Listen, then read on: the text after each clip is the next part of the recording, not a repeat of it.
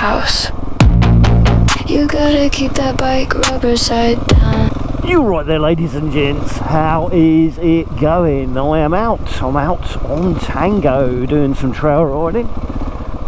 I'm out scoping out a route that I've put together for a ride I'm doing in a week or so's time with my mate Paul, who's coming down from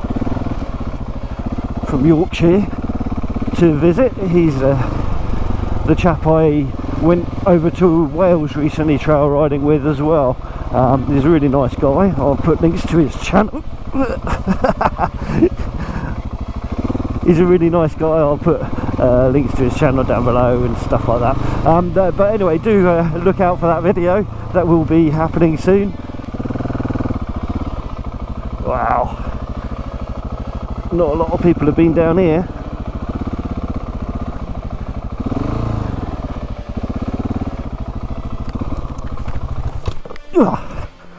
But that was kind of what happened. Right, that was it. No one has been through here. No one has been through here at all. Blimey. Oh, my feet again dragged off the pegs by the shrubs. How now, brown cow? How you doing, moo face?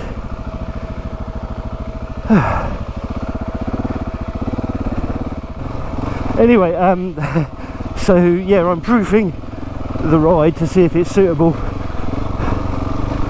for us. We're both running 50-50 tyres at the moment, so I want to make sure that we're not going to get out of our depth.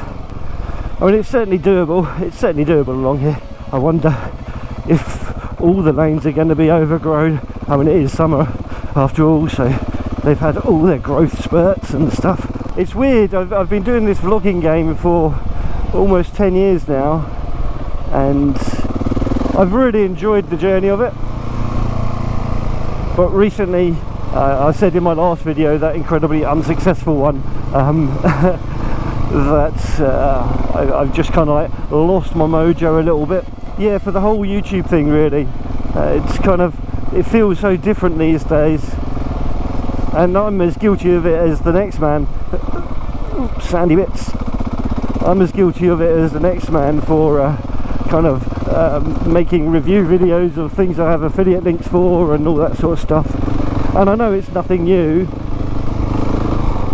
Channels have been doing that for decades, although the influencer thing is really kind of only the last 10 years, I guess, as the mainstream way of advertising for companies. And it's quite lucrative. It is quite lucrative. I've certainly earned a reasonable amount of commission on the affiliate links that I've shared for, like the e-bike and some of the camera stuff, and the Viridian cruise on the V-Strom that I had. It's all earned me a nice bit of coin, much more than YouTube itself has.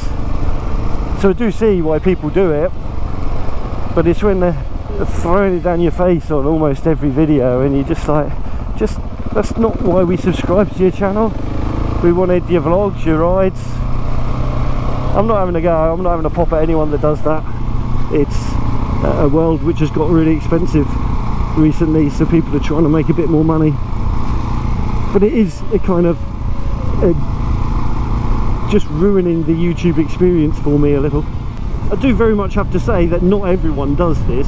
There are lots of channels I follow that I don't think I've ever seen an advert or something leading to an affiliate link that they've managed to get hold of. So yeah, I'm not tarring everyone with the same brush, and like I say, I'm not having a pop at anyone that does decide to do it. We all need to earn some money, and sometimes our jobs don't pay enough, so it makes sense to make a little bit of coin on our hobbies as well where we can. I mean, anyone that monetizes their channel is kind of doing it. They're kind of doing it anyway, aren't they? But it is all feeling a little bit too commercialised these days. I was actually trying to tell you that this scoping out ride is, I'm not going to show you the whole of the trails that we do along here. It's just why I'm keeping the camera on the road bits. I just wanted to make a video because I've not done one for a little while. And it's a perfect opportunity to do so. I'm testing out the Garmin. This is my cycle Garmin, and I'm seeing how well it works as a trail riding nav for the motorcycle. So far, I mean, like, as far as the navigation bit goes, it's fantastic, but it is a very small device, which isn't as easy to use on a motorcycle, where you've only got time to glance down and look at it quickly, and everything is quite small on that, smaller than it is on my mobile phone for sure, and much smaller than it would be on a automotive Garmin. What a glorious day. It's absolutely lovely out. It's not too hot today, but it is warm. We've really been lucky with all this wonderful weather we've been having, and I'm eternally grateful for a good summer that we're able to utilise. I do know that we're in dire need of some rain. We are in dire need of some rain, but I'm not going to wish for it. I just hope that we get it at some point in the future before everything does catch fire, and a lot of the country has caught fire already.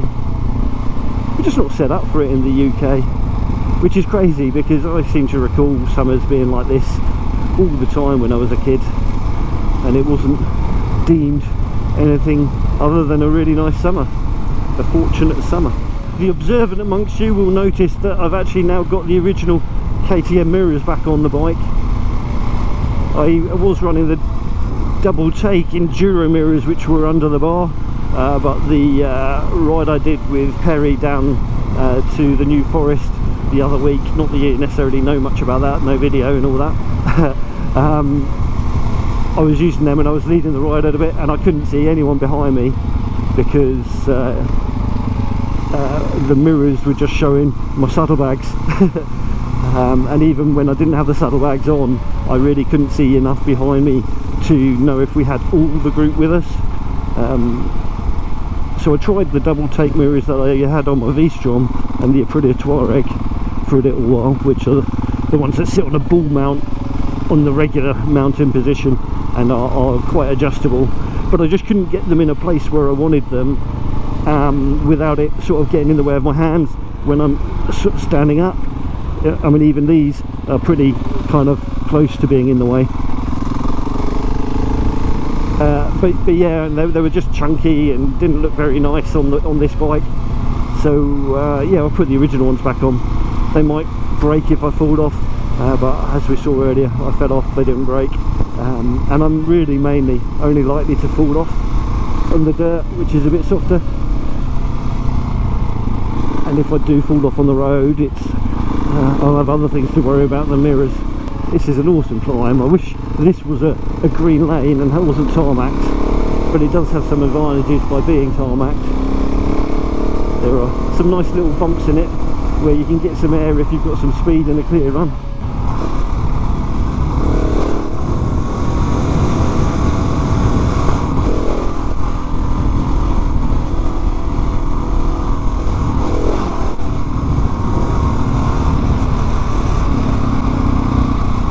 And we are at the top, Bicknor Hill.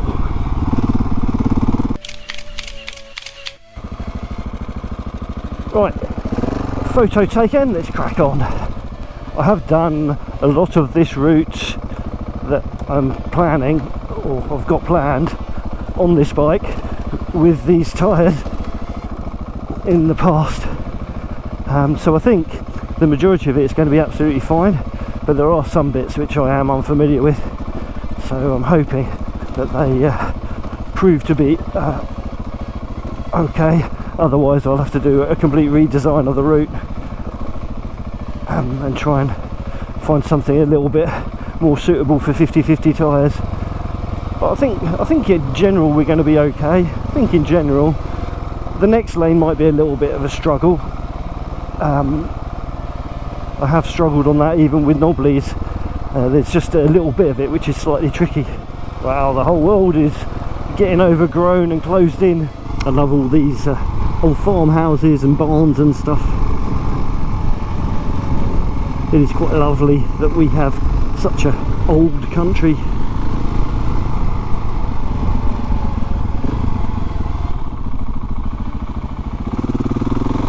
And living history, so to speak. I wonder how overgrown this is, because that will potentially add to the trickiness. So we're just coming up to the bit where I sometimes get stuck.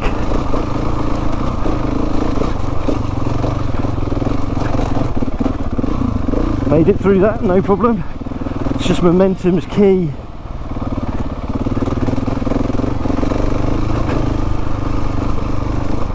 So grip is all good, no problem with a 50/50 tyre so far.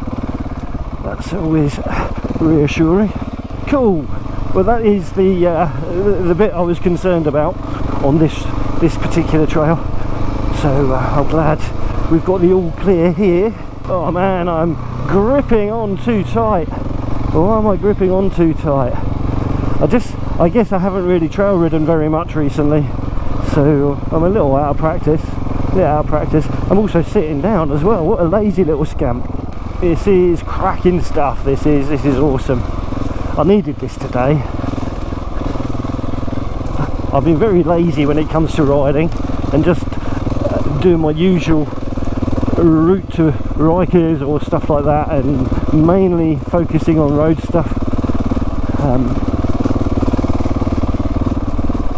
And it's so good for the soul to get out into the countryside.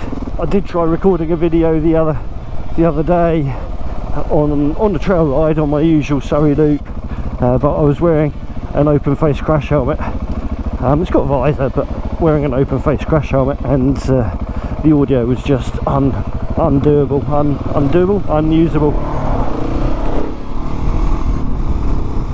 And so I just threw that content away. It's been awesome not making videos and seeing how little it affects my life in a negative way not doing them.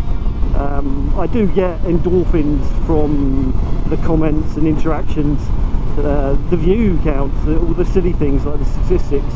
I do enjoy or get a rush from that, a buzz from that, but it's not needed. There's a lot of negative stuff that comes from making videos too, and by not making them for a while, it's been quite refreshing and really good for my brain, good for my mental health and all that stuff. And everyone seems to be talking about mental health in their videos, so I'm guessing a lot of us are pretty down in the dumps about things. We've got our own lives, our own issues, and also the world is pretty rubbish at the moment, isn't it? So I do hope you're all okay. I hope you're keeping your chins up and surviving, pushing through and all that stuff. But yeah, we just got to try and keep it positive, don't we? Got to try and keep a positive spin on things. Otherwise it all mounts up and takes over, and then we become grumpy little bears. You can tell it's a cycling computer. It's trying to tell me we're on a hill. What's odd is that when you're on a bicycle, you really can tell that you're on a hill quite quickly. You don't need a graph. Although I guess on a bicycle it is nice to know where it's going to ease off a little bit if it is steep. Anyways, I am really looking forward to catch up with Paul in a week's time. Do keep an eye out for that video. It will be either up on my channel in a week's time from when you see this, or maybe 2 weeks, not sure exactly. But yes, if you haven't done so already, do click that subscribe button. If you like the video, give it a big old thumbs up, and whatever you do, please do drop down a comment below. Alright, I guess that's it.